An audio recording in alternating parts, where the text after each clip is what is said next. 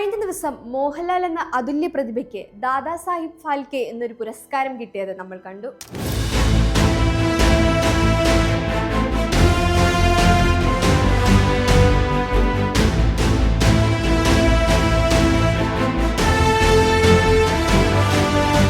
Indian സിനിമയുടെ പിതാവെന്നറിയപ്പെടുന്ന ദാദാസാഹിബ് ഫാൽക്കെയുടെ പേരിലുള്ള ഈ പുരസ്കാരം ഇന്ത്യൻ സിനിമയ്ക്ക് ഒരുപാട് സംഭാവനകൾ നൽകിയ കലാകാരന്മാരെ ആദരിക്കാൻ വേണ്ടി ഭാരത സർക്കാർ 1969 ഏർപ്പെടുത്തിയത്.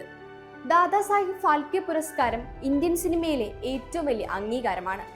ഒരു കലാകാരന്റെ ജീവിതകാലം മുഴുവൻ സിനിമയ്ക്ക് നൽകിയ സംഭാവനകളാണ് ഈ പുരസ്കാരം വിലയിരുത്തുന്നത്. സിനിമയുടെ വിവിധ മേഖലകളായ അഭിനയം, സംവിധാനം, നിർമ്മാണം, പാട്ട് തുടങ്ങി ഏത് മേഖലയിലെയും പ്രതിഭകൾക്ക് ഇത് ലഭിക്കാറുണ്ട്. അതുകൊണ്ട് തന്നെ ഇത് സിനിമാ മേഖലയിലെ ഒരു വ്യക്തിക്ക് ലഭിക്കുന്ന ഏറ്റവും വലിയ ബഹുമതിയായും കണക്കാക്കപ്പെടുന്നു. ഇന്നേ വരെ 2 മലയാളികൾക്ക് മാത്രമാണ് ഈ പുരസ്കാരം കിട്ടിയിട്ടുള്ളത്. സംവിധായകനായ അടൂർ ഗോപാലകൃഷ്ണനാണ് ആദ്യമായി ഫാൽക്കെ പുരസ്കാരം നേടിയ മലയാളി. 2004 അദ്ദേഹത്തിന് ഈ പുരസ്കാരം ലഭിച്ചത്. അതിനുശേഷം ഈ വർഷം മലയാളികളുടെ യശസ് ഉയർത്തിക്കൊണ്ട് മോഹൻലാലിനും, അതും അവാർഡ് നേടുന്ന ഏറ്റവും പ്രായം കുറഞ്ഞ വ്യക്തിയായിട്ട്. ഈ പുരസ്കാരം കഴിഞ്ഞ കാലങ്ങളിൽ ആരാണ് നേടിയതെന്ന് ഒന്ന് എത്തി നോക്കാം.